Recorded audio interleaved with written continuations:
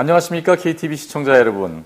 내일 3월 21일은 힌두교의 새해 명절인 니에피 데이입니다. 주로 발리에서 지켜지는 명절인데요. 악령이 모두 떠나는 날이기 때문에 돌아오지 못하도록 이날 하루 동안은 모두 침묵을 해야 한다고 합니다.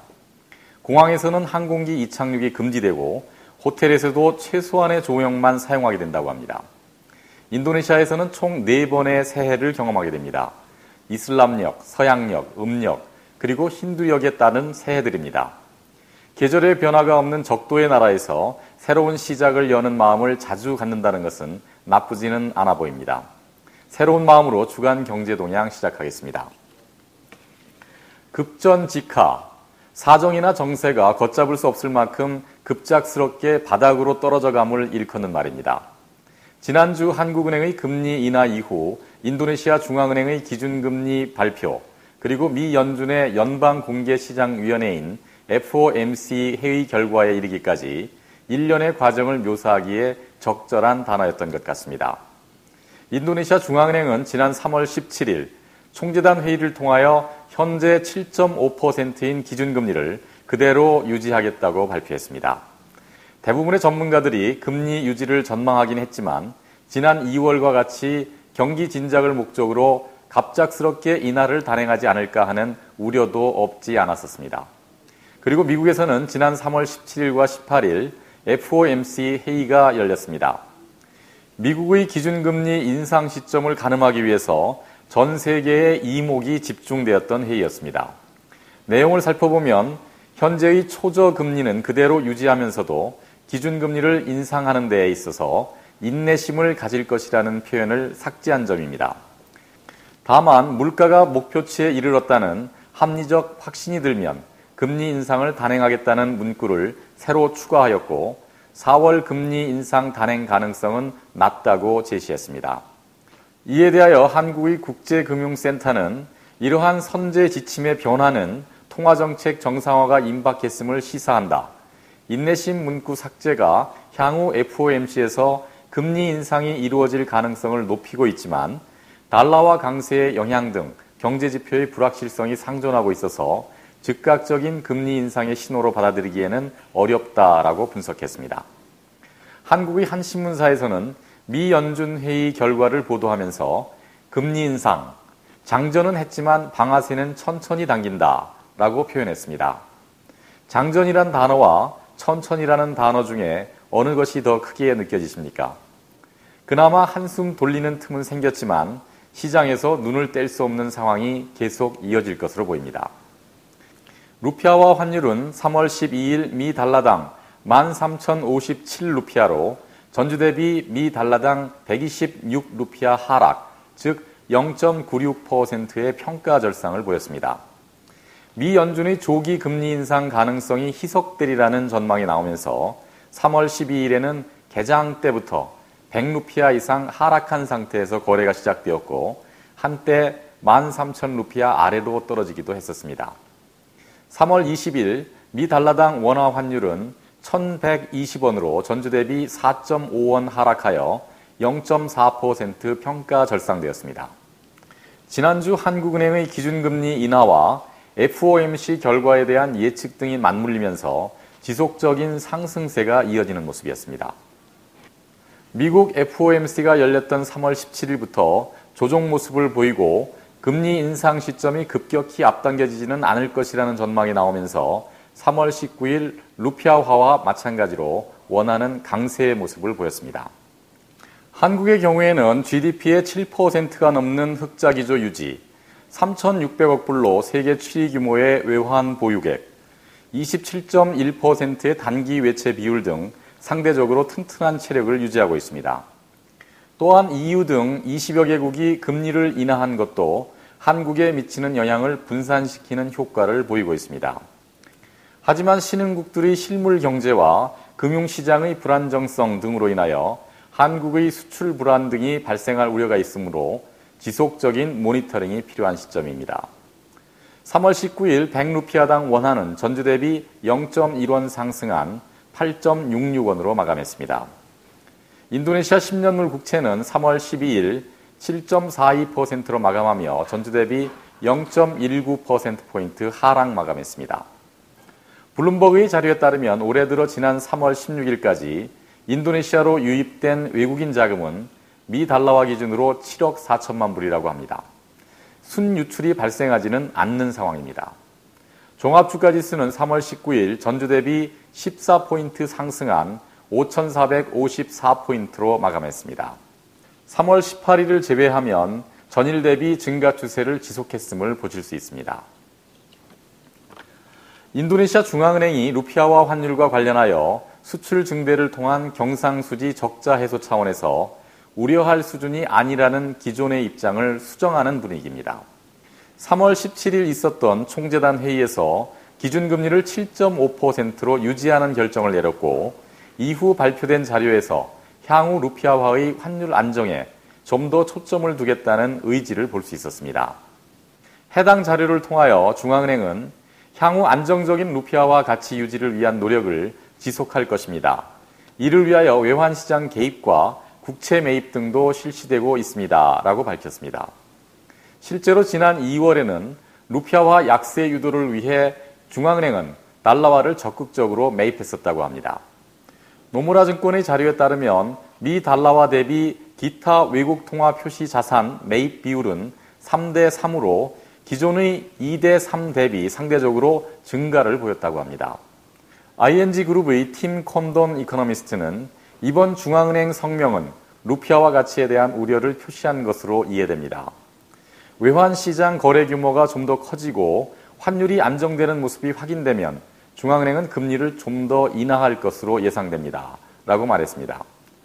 지난 17일 화요일 오후에 접어들면서부터 환율은 다소 하락하는 모습을 보였습니다.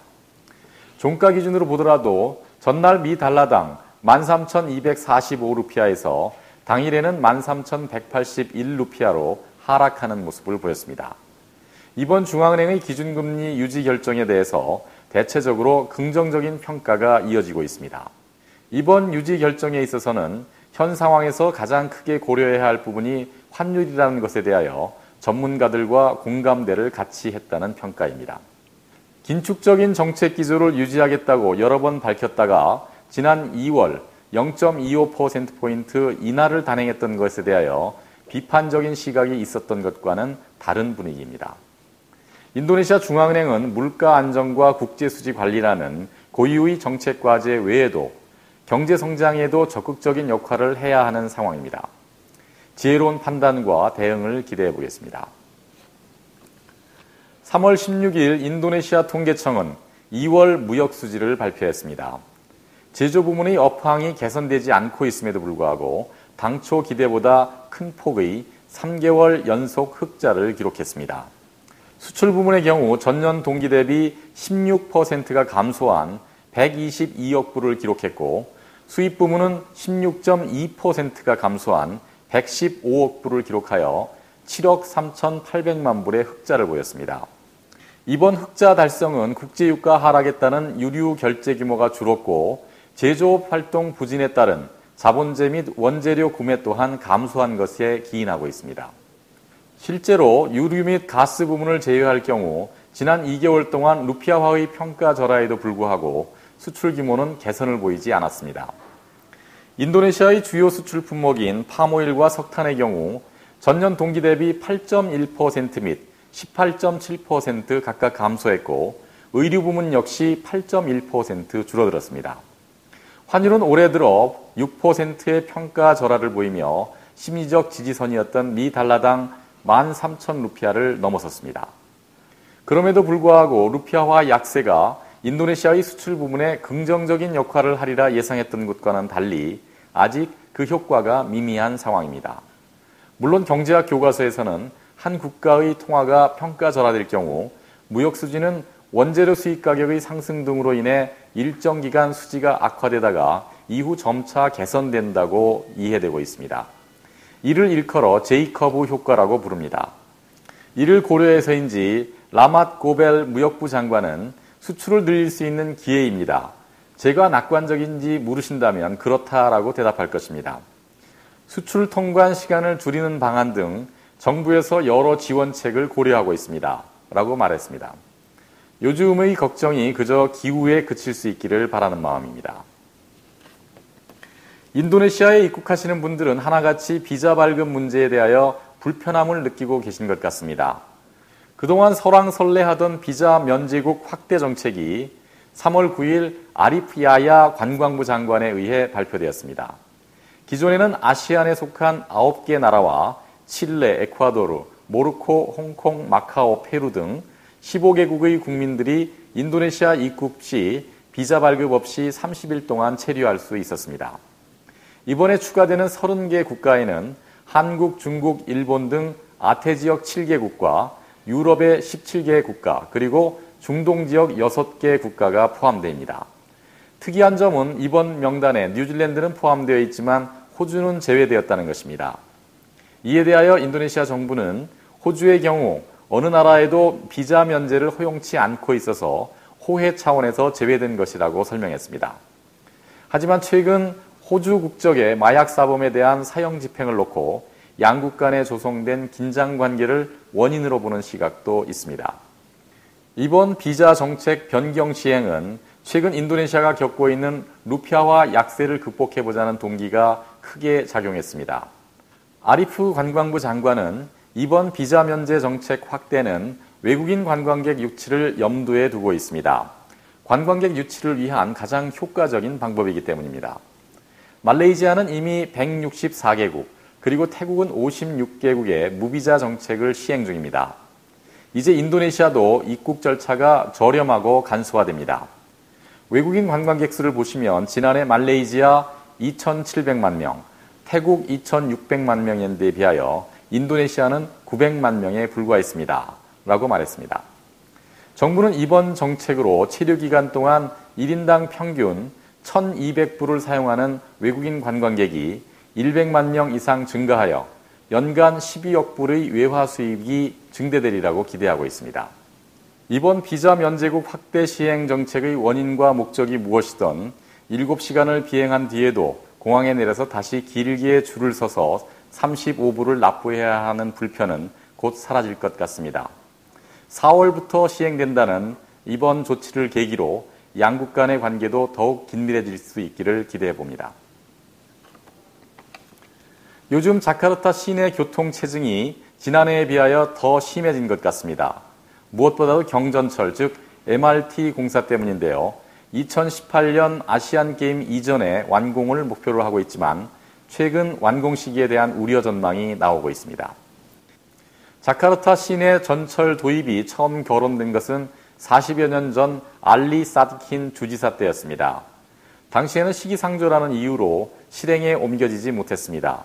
그 이후 1990년대에도 본격적인 건설 계획이 만들어졌지만 타당성 조사에 그치고 말았습니다. 이렇게 수차례 포기 또는 지연되어 오던 이 사업이 교통체증 해결을 위한 더 이상 다른 방법을 찾을 수 없게 된 상황에 이르고서야 이제 겨우 진전을 보이고 있습니다. 15억 불, 약 19조 루피아가 투입되는 대규모 사업이지만 아직 해결하지 못한 숙제가 남아 있습니다. 그중 가장 큰 문제는 아직 토지 수용이 완료되지 않았다는 것입니다.